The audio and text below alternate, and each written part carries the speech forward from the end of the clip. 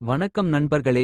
நம்முடைய உடலில் நமக்கு மிகவும் முக்கியமான உறுப்பு எது என்று கேட்டால் உடனே மூளை என்று சொல்வோம். நம்மை சிந்திக்க வைப்பதும் முடிவு எடுக்க வைப்பதும் சந்தோஷப்பட வைப்பதும் பயப்பட வைப்பதும் எல்லாமே நம்முடைய மூளைதான். ஆனால் ஒரு சுவாரஸ்யமான விஷயம் தெரியுமா? சில நேரங்களில் நம்முடைய மூளையே நம்மை ஏமாற்றுகிறது. நாம் பார்க்கும் விஷயங்கள், நினைவுகள், பயம், முடிவுகள் இவை எல்லாமே எப்போதும் 100% உண்மையாக இருக்க வேண்டிய அவசியம் இல்லை. இன்று நம்முடைய மூளை நம்மையே ஏமாற்றும் 7 சுவாரஸ்யமான விஷயங்களை பற்றி பார்க்கலாம். வீடியோவை கடைசி வரை பாருங்க, ஏனென்றால் கடைசியில் சொல்லப்போகும் விஷயம் நம்முடைய தினசரி வாழ்க்கையோடு மிகவும் தொடர்புடையது.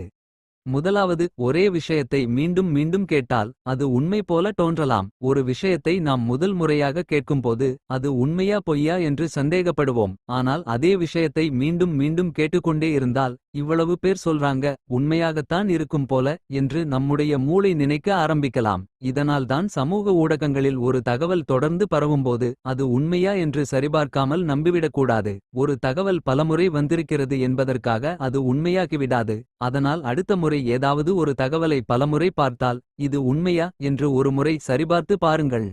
இரண்டாவது, நம்மால் ஒரே நேரத்தில் எல்லாவற்றையும் கவனிக்க முடியாது. நம்முடைய கண்கள் முன்னால் ஒரு பெரிய காட்சி இருந்தாலும் அதில் இருக்கும் ஒவ்வொரு விஷயத்தையும் மூளை முழுமையாக பதிவு செய்யாது. நாம் முக்கியம் என்று நினைக்கும் விஷயத்தில்தான் அதிக கவனம் செலுத்துவோம். உதாரணமாக, நீங்கள் ஒரு புதிய கார் வாங்க நினைக்கிறீர்கள் என்று வைத்துக் கொள்ளுங்கள். அதற்கு முன்பு அந்த கார் மாடலை அதிகமாக கவனிக்காமல் இருந்திருக்கலாம். ஆனால் வாங்க முடிவு செய்த பிறகு சாலையில் அந்த கார் எங்கு பார்த்தாலும் இருப்பது போல தோன்றும். அட, இந்த காரை இவ்வளவு பேர் வைத்திருக்கிறார்களா என்று ஆச்சரியப்படுவோம். உண்மையில் அந்த கார்கள் திடீரென்று அதிகரித்திருக்க வேண்டிய அவசியமில்லை. நம்முடைய கவனம் அந்த காரின் மீது சென்றுவிட்டது. இதைத்தான் நம்முடைய மூளை எப்படி தகவல்களை தேர்ந்தெடுத்து கவனிக்கிறது என்பதற்கான ஒரு எளிய உதாரணமாக பார்க்கலாம்.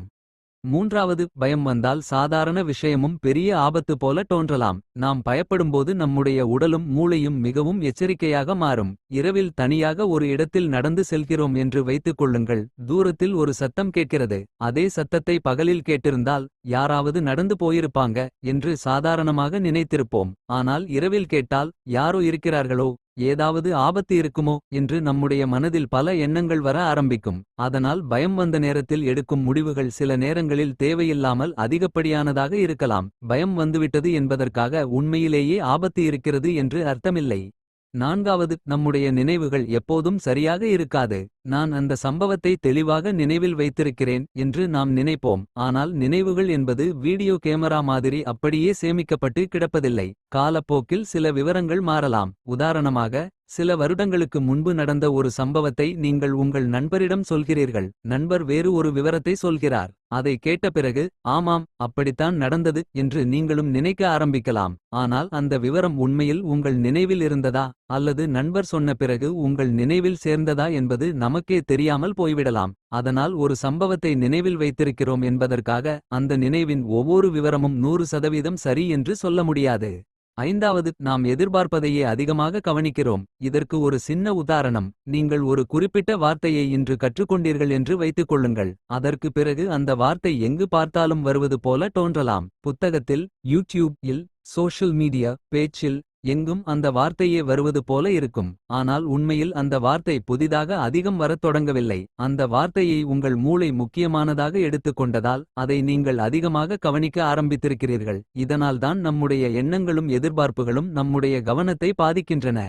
ஆறாவது, சில நேரங்களில் வேகமாகவும் சில நேரங்களில் மெதுவாகவும் போவது போல தோன்றும். ஒரு மணி நேரம் யூடியூப் வீடியோ அல்லது நமக்கு பிடித்த ஒரு நிகழ்ச்சி பார்த்தால், அட, ஒரு மணி நேரம் எப்படி போச்சே தெரியல என்று சொல்வோம். ஆனால் அதே ஒரு மணி நேரம் மருத்துவமனையில் காத்திருக்கும் போது அல்லது ஒரு முக்கியமான விஷயத்திற்காக காத்திருக்கும் போது மிகவும் நீளமாக இருப்பது போல தோன்றும். கடிகாரத்தில் ஒரு மணி நேரம் என்பது ஒரு மணி நேரம்தான். ஆனால் அந்த நேரத்தை நம்முடைய மூளை உணரும் விதம் சூழ்நிலைக்கு ஏற்ப மாறலாம். அதனால்தான் சில நாட்கள் மிக வேகமாக சென்றது போலவும் சில நாட்கள் மிகவும் மெதுவாக சென்றது போலவும் நமக்கு தோன்றுகிறது.